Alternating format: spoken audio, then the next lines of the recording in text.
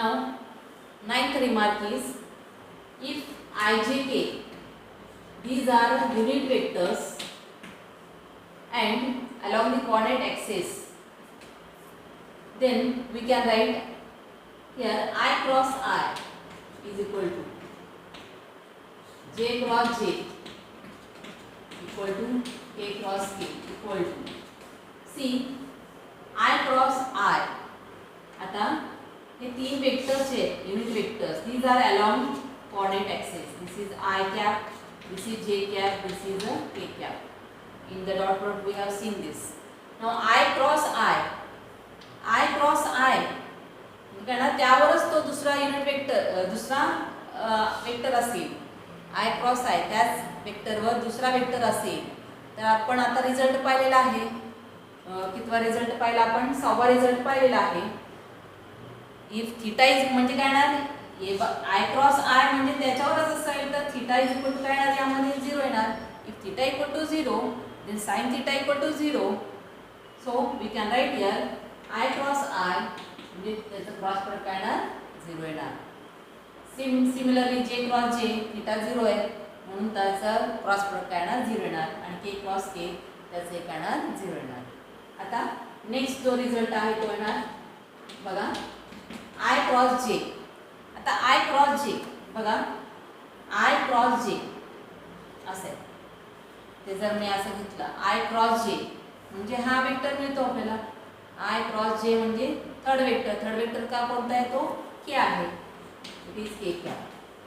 त्यानंतर j cross k,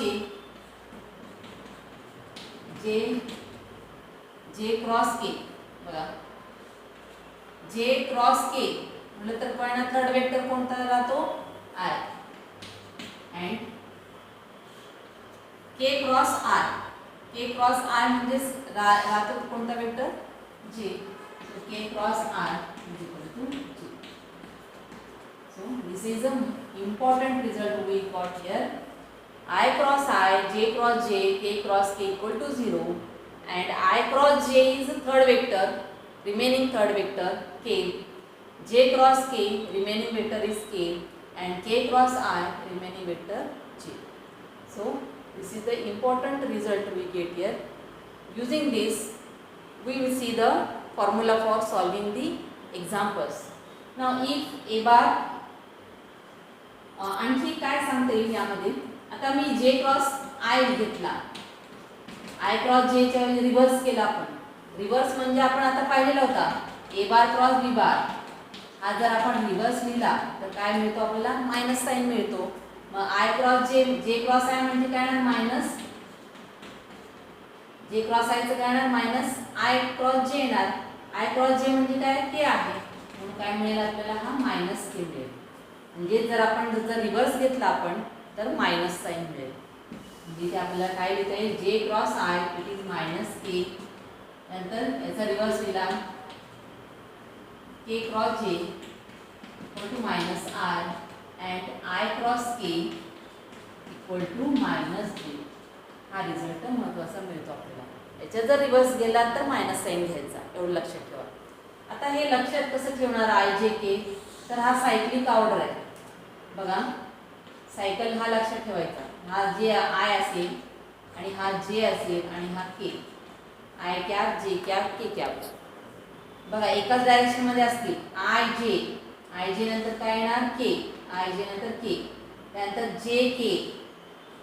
j cap cross k cap असेल तर काय येणार, I कॅप, आणि k क्रॉस I असेल तर राहिलेला कोणता असेल, j. आता समजा जर रिव्हर्स गेला आपण, याच्या उलट, कारण डायरेक्शन हे बघा कसे, याच्या जर उलट गेला आपण, j क्रॉस I म्हणजे उलट गेलो आपण म्हणून मायनस साइन घ्यायचा. k क्रॉस j उलट येतो म्हणून मायनस I. त्यानंतर I क्रॉस k हा डायरेक्शन असे, आपण उलट गेलो, I cross k minus j. तर हा महत्त्वाचा रिझल्ट लक्षात ठेवा. Now see this is the last remark. If a bar, see this is the last 10th remark. Let a bar is in the component vector. Let a bar is a1i plus a2j plus a3k, and b bar is b1i plus b2j plus b3k. these two vectors and we are to take the cross product of this a bar cross b bar.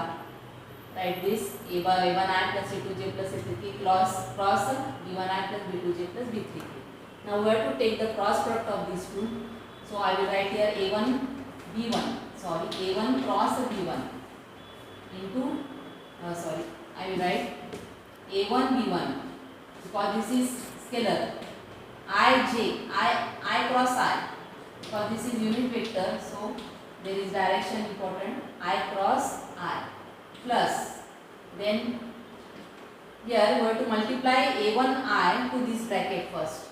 a1 b1 I cross I plus a1 b2 I cross j plus a1 b3 I cross k, like this. Now the next is by a2j multiply to this, but then we get 3 components here. Then by a3k multiply to this bracket we get again 3 components. There are 9 components we get here. Now using this result I cross I is 0. So here I cross I means it becomes 0. This quantity becomes 0. I cross j means it is a k. So we can write here a1 b2 into k cap. And I cross k, it is reverse. So it is minus a1 b3 into minus g. Like this we get 9 results, and these 9 results can be written in the determinant sign as determinant I cap, j cap, k cap. In the second row, the components of a bar, a1, a2, a3, and in the third row, the components of b bar. So this is the formula for calculation a bar cross b bar. a bar cross B bar काढताना हा आपण result वापरणार आहे.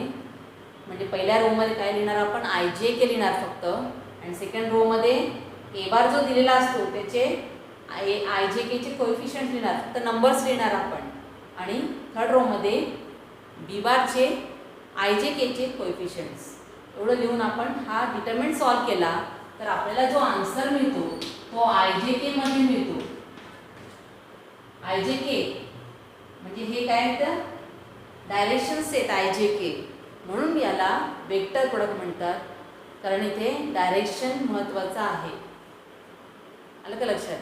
आधीचा जो scalar product होता त्यामध्ये आन्सरमध्ये I जे के येत नव्हतं, पण यामध्ये आय जे के टर्म्स येतील म्हणून याला वेक्टर प्रोडक्ट नाव दिलेलं आहे. तेव्हा फॉर्म्युला लक्षात ठेवा.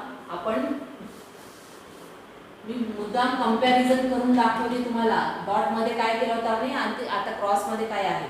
ए बार डॉट बी बार सॉल्व करताना आपण असा फॉर्म्युला तयार केला होता, a1 b1 plus a2 b2 plus a3 b3, आणि हा फॉर्म्युला आपण एक्झाम्पल सॉल्व करण्यासाठी वापरलेला होता.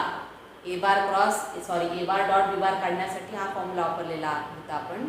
तर इथे ए बार क्रॉस बी बार काढण्यासाठी आपण हा डिटरमिनंट वापरायचा आहे. मग ह्या डिटरमिनंट वापरून आपण एक्झाम्पल सॉल्व करू शकतो.